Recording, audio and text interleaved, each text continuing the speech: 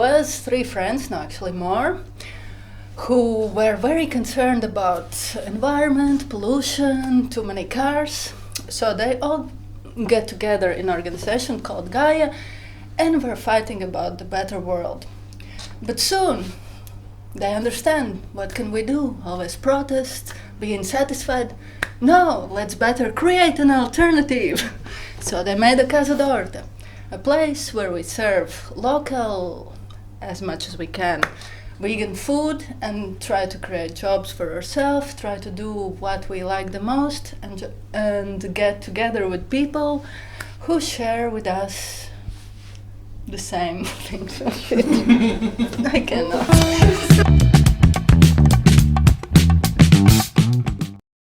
A Casa d'Horta é uma associação cultural e com tudo o que isso implica em termos formais, mas internamente funcionamos segundo um modelo não hierárquico, ou seja, é um modelo horizontal em que as decisões são tomadas sob a forma de assembleia, a forma de debate aberta aos membros da associação.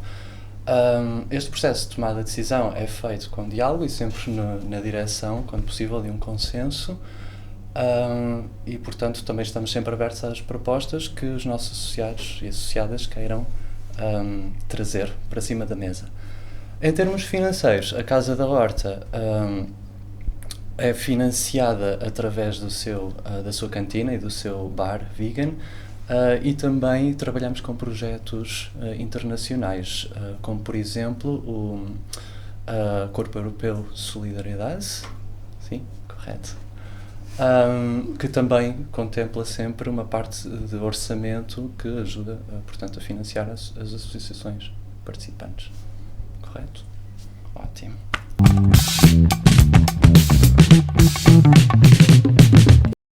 A Casa d'Horta estabeleceu parcerias com várias instituições sociais que circundam a associação aqui. O Centro Social é um exemplo de uma delas, por exemplo, o SAOM. Também estabelecemos parcerias com grupos ambientais como o Gaia, que estava também implicado com algum dos membros que fundaram a associação, o Movimento Gaio, só para citar alguns exemplos. Temos sempre parcerias com pequenos produtores, porque a Casa d'Horta é um lugar de encontros de pessoas, e o caso, por exemplo, de agricultura familiar como o Sr. Jaquilim e a Dona Rosa, a Nário e o Pedro, dos Legumes Juncal.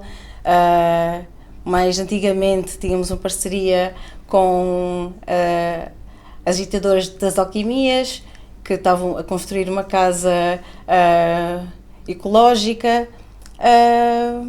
Então, mais do que só parcerias estabelecidas, é mesmo o encontro de pessoas e de amizades que fazem essa associação crescer.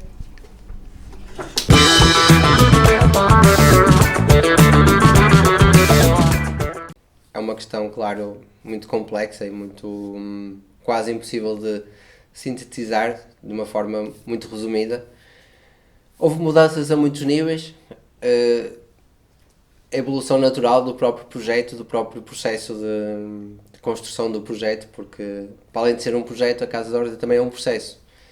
Um dos aspectos interessantes tem a ver, claro, também com todo o contexto geográfico e social em que a Casa d'Horta se insere. Estamos numa zona, no centro histórico do Porto, e que nos últimos anos já foi uma zona fortemente impactada pelo boom, digamos assim, da atividade turística. Aquilo que também acabou por trazer uma grande gentrificação. E se um dos objetivos iniciais da Casa d'Horta, aliás, continua a ser um dos objetivos, é a integração com a comunidade local, havendo uma diminuição tão grande, no fundo, dessa própria comunidade, que já vinha a crescer, mas depois, com a própria pressão, com a própria especulação urbanística, muito, lá está, também pela atividade turística, houve uma redução ainda maior, no fundo, daquilo que era a população local. Então esse é o objetivo, apesar de parcialmente concretizado, a outros níveis a evolução não foi tanto no sentido de conseguir concretizar muito esse objetivo. Por outro lado, um aspecto que podemos considerar de alguma forma positivo, também haver um aumento do número de pessoas, de viajantes internacionais a passar pelo Porto, foi a Casa da Horta tornar-se quase como uma casa aberta para o mundo e quase como um local de acolhimento também dessas pessoas de muitos países diferentes, muitos continentes diferentes, pessoas que tinham ouvido falar da Casa da Horta por um amigo, que tinha falado a outro amigo e depois acabam por vir conhecer o projeto. Também, claro, as várias plataformas que existem hoje em dia, plataformas digitais, sites de indexes, por exemplo, de locais vegetarianos. A Casa da Horta também tem já uma grande projeção a esse nível. Então a evolução a esse nível foi interessante, foi interessante nesse sentido da internacionalização. Não foi um objetivo que estava já no início do projeto definido, mas acabou por acontecer e acabou por ser uma evolução muito interessante. Outro aspecto muito que eu diria muito positivo é o facto de, ao longo destes anos, e sendo um projeto em construção e que há uma certa instabilidade, é natural que haja muitas pessoas, acabem por passar muitas pessoas pelo projeto, seja voluntários, seja pessoas que estão mais envolvidas diretamente na associação, mas não obstante haver essa rotação considerável, ou uma grande rotação de pessoas, acaba por haver uma certa estabilidade no sentido em que o projeto se tem mantido e tem mantido com uma boa vitalidade. E por outro lado também com uma flexibilidade interessante no sentido de integrar novas ideias, no sentido das pessoas que chegam sentirem que têm espaço para trazer as suas ideias, para trazer aquilo que podem dar, a sua criatividade, os seus conhecimentos. Isso eu diria que é talvez um dos aspectos em que a evolução foi mais positiva e que eu diria também mais bem sucedida.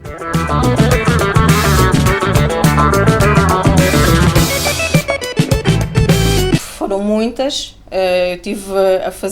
tivemos a tentar fazer uma cronologia de todas as atividades que foram feitas desses 13 anos e são imensas.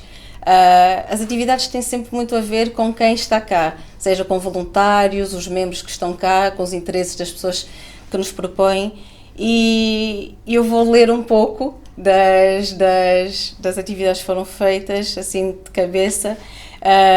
Tivemos Fado Vadio na Casa da Horta, era uma sessão por mês, encontros de bebés, encontros para cantar, singing circle,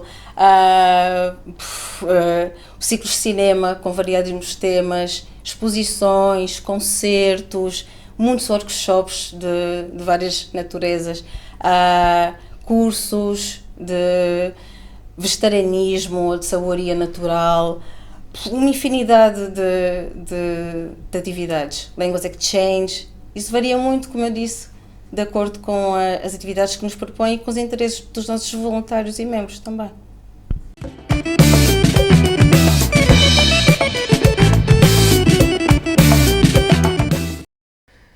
É interessante porque um dos aspectos que falei anteriormente é precisamente de objetivos ou ideias ou coisas que aconteceram que não estavam de alguma forma delineados como objetivos e acabaram por acontecer, lá está, de uma forma orgânica, de uma forma muito interessante, que não estavam sequer planeados. Depois houve, claro, outros objetivos e outras visões que existiam, que de alguma forma ainda existem, que não se conseguiram concretizar ou não se conseguiram concretizar plenamente. Creio que um dos aspectos que talvez, do qual se falou muitas vezes, é de alguma forma também levar a mensagem, os ideais, as questões para as quais se pretende sensibilizar da Casa da Horta a um grupo mais alargado de pessoas. Isso, claro, que é um trabalho que requer um grande investimento em termos de tempo e, claro, que os meios também são escassos, não é? A Casa da Horta não tem os recursos em termos de comunicação que terá uma empresa ou que terá muitas vezes até muitos por exemplo, empresas que têm uma postura se calhar ética muito questionável, mas têm por outro lado todo um conjunto de recursos e orçamentos que, quando nós num universo mais de consciência, mais crítico, tentamos sensibilizar para certas questões, não temos. Então o grande desafio é como chegar às pessoas e também no fundo como chegar às pessoas que se calhar ainda não estão tão sensibilizadas, porque um aspecto interessante é a Casa da Horta como ponto de encontro, como espaço de debate, como espaço de reflexão, que normalmente são pessoas que já têm uma certa sensibilidade e que ouvem falar de uma atividade, de uma projeção de um filme, de um debate, e é porque já têm algum interesse no tema, muitas vezes, ou já têm um mínimo de sensibilidade, mas há uma vasta maioria de pessoas que se calhar nem sequer nunca ouviram falar daquele tema e que, por exemplo, não venham participar nessa atividade. Então, um dos grandes desafios, e que ao longo deste tempo todo ainda não se chegou a uma resposta muito clara de como conseguir de alguma forma concretizar, é como também aquilo que a Casa da Horta é e aquilo que são as atividades também serem atrativas e conseguirem também trazer essas pessoas e de alguma forma também permitir que essa sensibilidade chegue a essas pessoas. Esse é talvez um dos aspectos que é ainda, após este tempo todo, é talvez ainda um dos maiores desafios, no fundo, é como responder a essa questão, como chegar a essas pessoas. Depois, por outro lado, também aquilo que eu acho que se tem vindo a aproximar cada vez mais dessa realidade é a Casa da Horta não ser tanto um espaço, ser o espaço físico Casa da Horta, mas ser uma associação em que a ação, os projetos, as atividades se estendem muito para além da Casa da Horta. Então, acho que há uma certa, ao longo desta história, houve uma certa limitação ao espaço, inclusive muitas pessoas terem uma visão limitada de associar a Casa da Horta a um restaurante, a um espaço vegetariano, e não a uma associação que é muito mais ampla do que isso. Creio que lá está, como estava a dizer, acho que alguns passos têm sido dados e tem havido uma certa caminhada nessa direção, mas existe ainda um potencial muito maior, eventualmente até geográfico, da Casa da Horta conseguir desenvolver projetos. Uma outra questão fundamental, no meu ponto de vista, tem a ver com a continuidade. Como a Casa da Horta depende muito de uma criatividade, muitas vezes de pessoas que estão cá por um período de tempo limitado, muitas vezes começam-se projetos interessantes e cria-se uma dinâmica interessante num certo projeto ou com um conjunto de certas atividades, mas depois torna-se, é muito desafiante, às vezes muito difícil manter uma continuidade, por exemplo, quando aquela pessoa vai embora.